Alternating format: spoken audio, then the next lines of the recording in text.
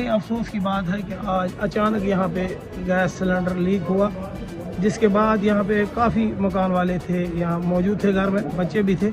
अचानक ही आग लगने से पूरे मोहल्ले में शोर पड़ा और उसी टाइम यहाँ पूरी बरादरी इकट्ठी हुई है, जिन्होंने यहाँ पे पानी भी डाला है। मैं खासकर फायर स्टेशन के लोग जो हैं वो यहाँ पे पहुँचे, उनकी गाड़ी आई है, SHO मंडी पहुँचा।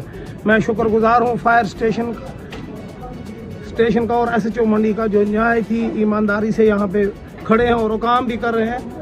और यहाँ पे एक झरना लाइन भी ऊपर से जाती है, जिससे पूरे महल्ले को खतरा है। कितनी बार मैंने 5 साल में से कितनी बार मैंने पब्लिक दरबार में DC साहब से भी कहा है और न्यूज़ें भी चलाई थी कि ये जो यहाँ पे हमारे झरना लाइन है, इससे पूरे महल्ले को खतरा हो सकता है, पूरा महल्ला जल सकता है। इसको जल्द अज जल्द यहाँ से शिफ्ट किया जाए।